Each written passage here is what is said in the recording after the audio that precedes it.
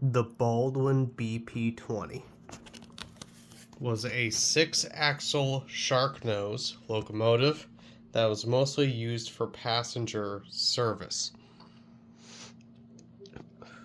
Now, the only company that made these in HO scale was, in fact, I believe, Alco brass models.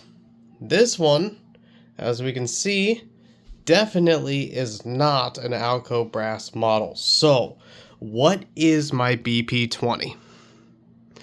My BP20 is the shell I found on eBay for 20 bucks. And as far as I can tell, I grab my pointing tool here. The front end of this shell, I believe, is a Roco.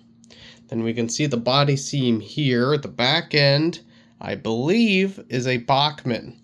And long story short, someone sent me the shell. This person knew I was looking to make a BP20 at some point. It was one of the engines that's on my bucket list.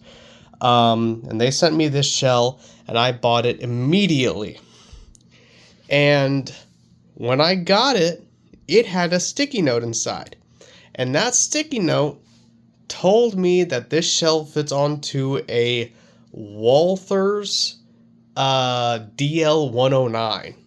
So, went on eBay, found the cheapest Walther's DL109 I could find, which was like 60 bucks. And I went ahead, took the shell off, and proceeded to plop it on here. And it worked perfectly. I got really lucky with this engine. I absolutely did. I got very lucky with this engine. Now, it turns out I had accidentally bought a Lifelike Proto 1000 version of the DL109 instead of the Walther's one, which basically uses the same tooling. I don't know if the electronic boards are different or not, but this one had the weird thing where it had all like 7 solder pads, but it wasn't a plug, so you had to solder them all onto the board and then cut 3 places on the board with a knife to cut the connections. It's a stupid system, but went ahead and did that through an NCD13 inside of it, wired in a headlight, and here it is. Now, I'll go ahead and move these around a little bit.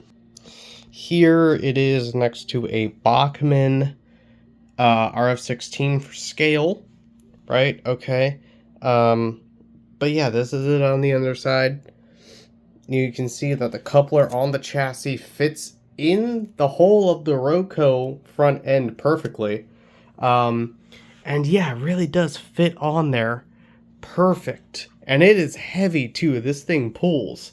As for the real life prototype, they usually ran in pairs on longer trains. However, for a certain time, they did run alone as single units with 4 PRR passenger cars behind them. The one I'm modeling has 4 P70s behind it, but that is the basics of my RF16, and this is one of my favorite engines that I have, and is probably my favorite PRR diesel locomotive that I own. It's long.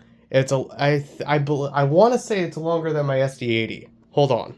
Alright, so coupler to coupler here, it turns out that the SD80 is in fact longer, but not by a whole lot. But yeah, that's basically why it's my favorite, one of my favorite diesel engines that I have. It is long, it is heavy, it is powerful, it can pull a lot. It's pulled everything I've thrown at it. It has pulled every PRR passenger train I have thrown behind it. It pulls so well. And on top of that, later on in life, early in life, these could only MU with themselves in passenger service, but later on in life, they were converted to freight service and could connect to Baldwin RF16s as well. Now, at that point, they had been painted into the Brunswick green instead of the Tuscan red. But, yeah. Now, I will go ahead and admit, this is the pretty side. We can see here that this seam is somewhat clean. And then we also have these stairs on the trucks because the trucks couldn't pivot all the way with them still on the chassis. If we flip this over here, we have a, let's see if I can get a good angle of this. Have a, there we go. We have a nasty seam on this side. This side was not that great. But I do like that whoever did this kit bash of a shell made one side ugly and the other side decently pretty. So you can see the whole thing is decaled, and then we also see that the steps on this side did disappear on me. No idea where that went. Trying to remember if it came like that or if it broke off somewhere on the workbench. I have no idea. I have not been able to find it, unfortunately. But that is my HO scale Baldwin BP20 / DR 6-6-6-20 or whatever it's called. Whatever they classified that as. Yeah. That is it. That is the BP20. If you guys enjoyed this video, go ahead and feel free to like and subscribe. This is one of the videos in our 25 days of videos. One video every day between December 1st and December 25th. Hope you guys are enjoying it so far. I believe this is video number 4, if I remember correctly. So we still got a lot more coming.